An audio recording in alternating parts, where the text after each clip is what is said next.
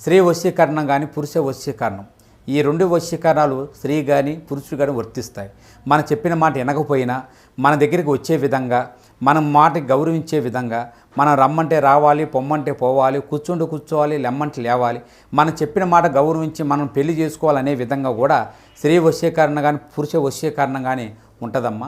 ఈ వశీకరణం అనేది వాళ్ళకి ఏ విధంగా ఎవరి గురించి మనం చేయాలనుకుంటున్నామో వాళ్ళ పేరు మీద కూడా ఆ వశీకరణం పట్టుకొని ఆ మంత్రం ఒకటి చెప్తాను.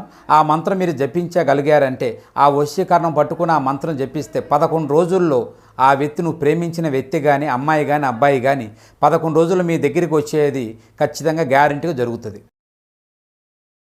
రోజున రాత్రిలోపు ఒక పెద్ద మనిషితో పెద్ద గొడవే జరుగుతుంది. ఏమిటి ఆ గొడవ, ఏమిటి ఆ అనుకోని పరిస్థితి, కుంభరాశి జాతకులకు ఏం జరగబోతుంది తదితర అన్ని వివరాలు వీడియోలో చూసి తెలుసుకుందామండి.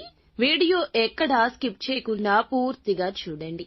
వీడియో నచ్చితే తప్పకుండా ఒక చిన్న లైక్ చేసి మమ్మల్ని సపోర్ట్ చేయండి. ఇక ఆలస్యం లేకుండా వీడియోలోకి వచ్చేద్దాము.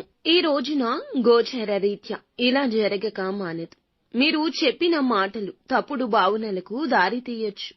ఒక ఫైల్ లేదా ఆలస్యం లేదా సమాచార లోపం, కమ్యూనికేషన్ గ్యాప్ వల్ల మీ పైన గట్టిగా మాటలు, నిందలు రావచ్చు. మీ యొక్క బాస్ మీ మాటలకు మీరు మౌనంగా ఉండలేని పరిస్థితి కానీ, మాట్లాడితే పరిస్థితి అదుపు తప్పేలా కానీ ఉండొచ్చు. ఇక హఠాత్తుగా ఇంట్లో పెద్దవారితో అభిప్రాయ భేదాలు కూడా రావచ్చు.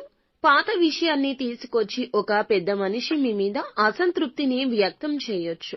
మీరు మౌనంగా ఉంటే కూడా అలసత్వంగా చూపినట్లవుతుంది. అది గొడవకు కూడా దారి తీయొచ్చు. మీ వ్యాఖ్యాన్ని తప్పుగా అర్థం చేసుకున్న వ్యక్తి జనం ముందు గట్టిగా మాట్లాడితే, తిడితే మీ ఆత్మ గౌరవానికి గాయం కావచ్చు. మీరు తెలిసిన ఒక పెద్ద సామాజిక స్థాయి వ్యక్తితో ఫోన్ కాల్ లేదా మెసేజ్ ద్వారా అపార్థం కూడా చోటు చేసుకోవచ్చు. ఇక శత్రుగ్రహంగా ఉన్న కుజుడు మిష్ట స్థితిలో ఉండడం వల్ల మీ మాటలపై మీరు నియంత్రణ కోల్పోతారు.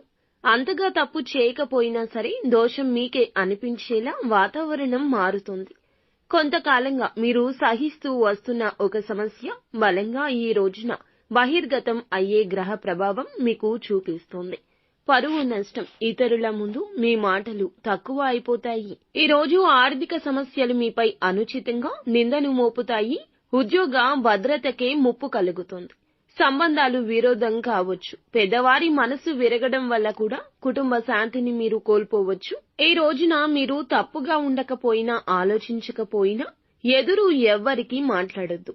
సమాధానం చెప్పే ముందు 10 క్షణాలు అయినా ఖచ్చితంగా ఆలోచించండి. ఆ తరువాతే సమాధానం చెప్పండి. పరిష్కారం కావాలి అనుకుంటే మౌనం ఒక్కటే మీకు ఆయుధం. సోషల్ మీడియా మెసేజ్ల్లో స్పందించేటప్పుడు 1కి 2 సార్లు ఖచ్చితంగా చదవండి, వినండి. అప్పుడే దానికి రిప్లై ఇవ్వండి. ఈ రోజున మీరు గోమాతకు ఏదైనా ఆహారాన్ని పెట్టండి. గోమాత సేవలో తరించండి. ఇది శత్రువుని శాంతింపచేస్తుంది. అలాగే ఓం సం శనైశ్వరాయ నమః అనే ఈ మంత్రాన్ని ఈ రోజు 27 సార్లు జపించుకోండి. రాత్రి సమయంలో శివుని పటం వద్ద నెయ్యి దీపాన్ని వెలిగించండి. పరమశివునితో ఈ రోజున మీ కష్టాలు చెప్పుకోండి. అంతా మంచి జరుగుతుంది.